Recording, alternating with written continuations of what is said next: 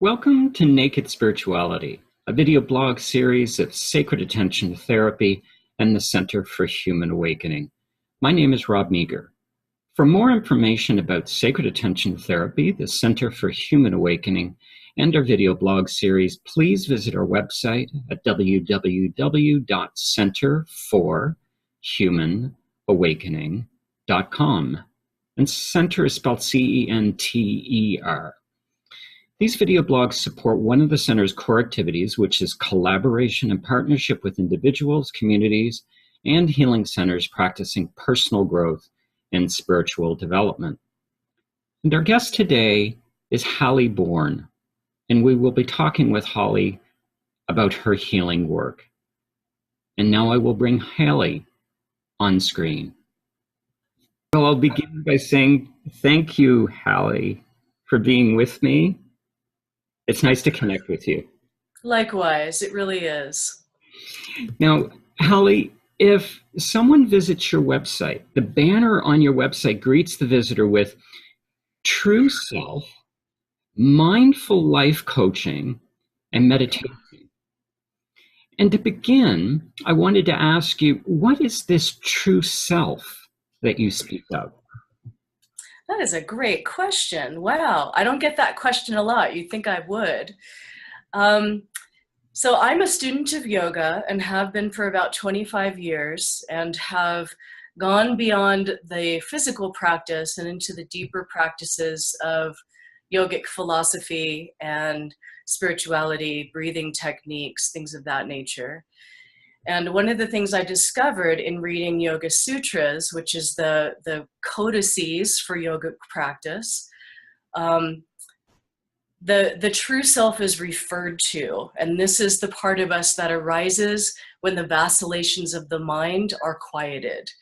And that is, according to the Yoga Sutras, the reason to practice yoga is to quiet the vacillations of the mind in order for the true self to be revealed. So that's where that concept comes from for me, and it has proven to be true in my own practice and certainly what I offer to people I work with.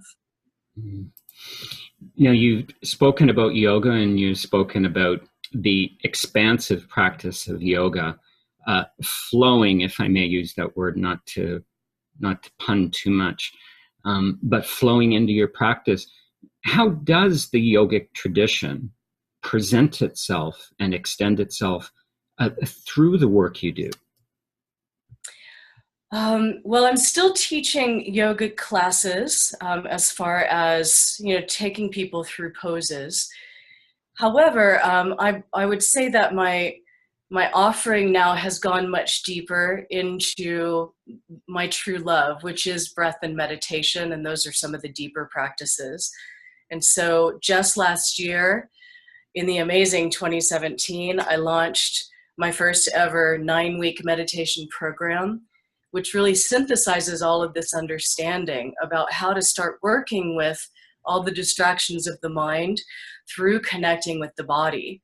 So what I offer is still very yogic in nature because of its groundedness in physicality. Mm-hmm. And then the movement and flow of breath that can take us to that sense of true self, separate from the contents of the mind, or what I call ego mind.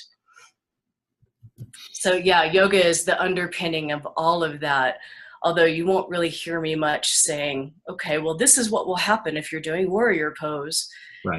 Which is useful, but it's not really where I'm at with my teaching anymore. Now, you've talked about the yogic tradition's influence on your offering, and it sounds like your two primary services are spiritual and creativity coaching and meditation training. So spiritual and creativity coaching and meditation training. Can you tell us about these services? Sure. Yeah. Thank you. You really looked well into my website. Nice work, Robert. So the spiritual coaching has a lot to do with helping people to connect with something beyond the mind. And, there are lots of words out there that I think are problematic for many of us when the word spirituality comes up, which, gets tagged to religion, it gets tagged to extremism, it gets tagged to misunderstandings and problems with the word God. And I just kind of want to put all of that aside and come to a place of, again, this idea of true self. So I like to help people get serious about what they want to be accomplishing in their life based on who they know themselves to be, not who they think themselves to be.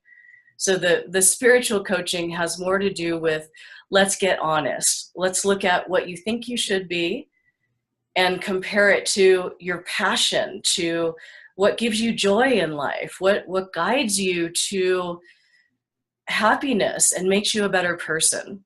So there's divinity in that, but I tend to not go towards those kinds of terms. I really like the way the Center for Human Awakening talks about spirituality, with it being about awareness and individual consciousness raising and helping us all move into a greater center of compassion. So that's more of the place that I come from with the spiritual coaching. What's your understanding of connection with sacredness? How does sacredness play in your life? What's going to bring you more peace and joy and love? And then with creativity, this is born out of a recent, I guess, coming to Jesus. I'll use that word, coming to Jesus with creativity in my own life. I have always been involved in creative pursuits. My academic degree is in theater arts, and I'm a painter, I'm a singer, I'm a writer, I'm a dancer, and these are just a part of the way that I have always lived. And there have been times, because I had some idea that I needed to be practical, that I put all of those things aside, and then depression started to come to the surface.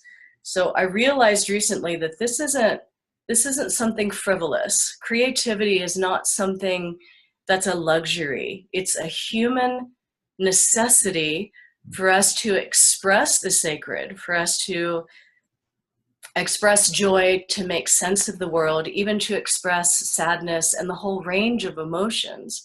It's a way of being human. And so the creativity piece of the coaching, I really help people get around all of the reasons that they're not practicing their art, their love, their joy. And there's a lot of reasons for that: procrastination, perfectionism, depression, and all of those kind of go alongside with really sensitive people. And sensitive people, I think, have a really hard time in an apparently insensitive world. And so that coaching is for me to support those people, because we need that voice right now, especially as capitalism is chewing up all the resources and leaving us all for dead. We've got to have the sensitive people coming to the fore, being empowered, being protected even, and creativity, I think, is the way. What about the meditation that you offer? What was your question about the meditation, just to tell you about it? Yeah, what products or services, what could someone look forward to? Yeah. I am so proud of my 9-week program. And it is the program that I wish someone had given to me 25 years ago when I first became interested. So it's got a lot of heart and soul in it. And it again is a 9-week program that I work virtually with people live on Skype or Zoom or any of those video services, and take them through a lesson that is all founded in yogic philosophy on some level, but does incorporate some Buddhist philosophy and other Asian ideas, Eastern ideas, but also incorporates Western psychology as well as body wisdom. And it comes with 3 audios that are pre-recorded that get disseminated throughout the program so people can practice the techniques on their own. And so the nice thing about my program is that it kind of prevents the pitfalls that happen when we just go take a class and then we go home and we're like, what am I supposed to be doing right now? And this is happening. I can't still my mind. I can't meditate. What the hell? Right? So it really helps to just kind of bring all that into the fold. I get to hold people's hand through that process and give them a foundation so that they can feel really safe and secure in a fledgling practice, and then build something that's going to sustain them for the rest of their days. And that's really my goal with it, is I'm going to give you this for the rest of your life. This is not just for you to experiment with, or let's have a little fun at being spiritual, right? But it is to really give people a context to face whatever complexity this human life presents, so that we can let go, be at peace, and have the true self be prominent through all of those movements of life.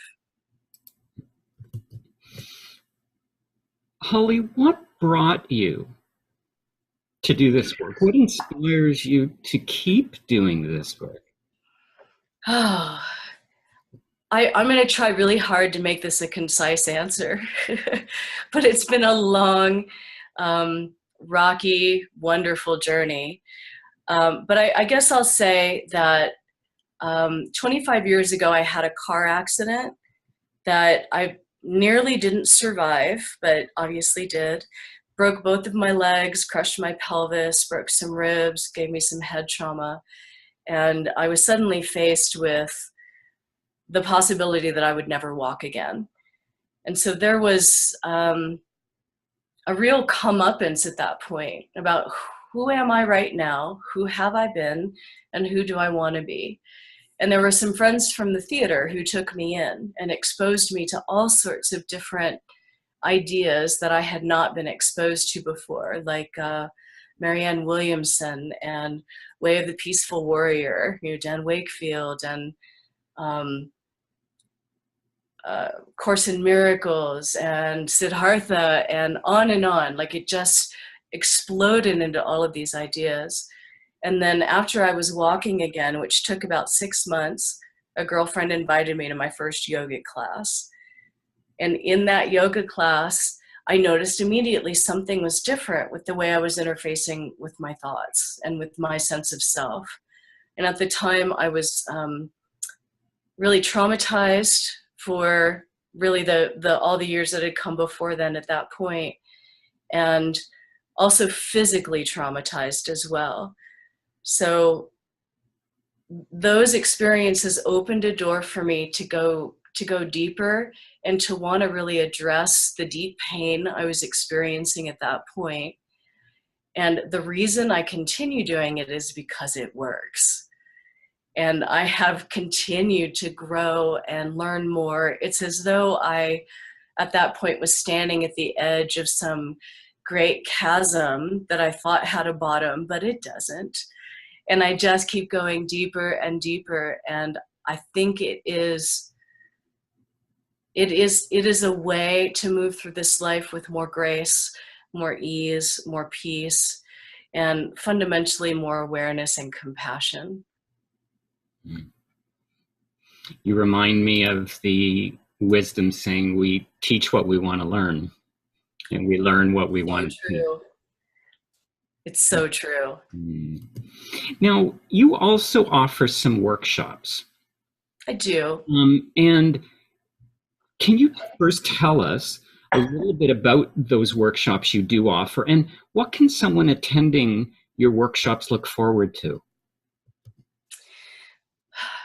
The workshops that I have listed on the website are really just a small sample now of what I'm moving into, because I can't be kept still for long.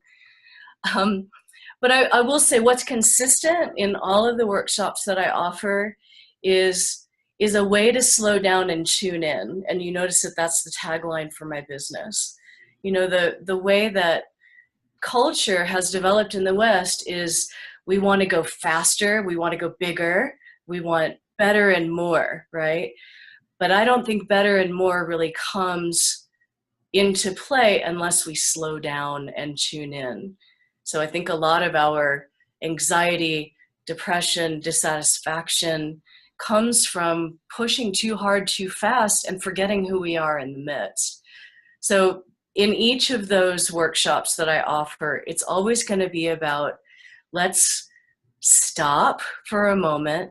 Let's look at what you're thinking. Let's become more aware. Let's tune into how you're feeling. And then let's breathe through all of it and let go of the judgment. So regardless of what I'm offering, that's going to be the fundamentals of it. I'm really excited about offering a workshop this spring. It'll be my first vision board workshop. And this will include both movement, breath, and meditation, in addition to getting out the scissors, the glue, and the glitter and making some art happen. So I'm really looking forward to that. Sounds creatively beautiful. That's the idea. Now, Halli, if someone wanted to get in touch with you, reach out to you directly, how can they do so? Is there an email address? Can they get in touch with you through your website? Sure, absolutely. People can go to my website, and there's a contact page that they can go to. They can also email me directly at halli@hallibourne.com. So that's HALLI at HALLIBOURNE.com. Yeah, and I also have a Facebook page, True Self Coaching with Halli Bourne, and I'm on Twitter, which is just under Halli Bourne. And your website address is? Oh, yes, good. Hallibourne.com. Very good. We'll make sure that's in the scrolling credits. Oh, good. That makes it easy. Halli, I want to thank you very much for being with me. It's my pleasure. Thank you for having me. And thanks for sharing your gifts with us. My pleasure. I hope you have a wonderful day. Great talking to you, Robert. Bye-bye.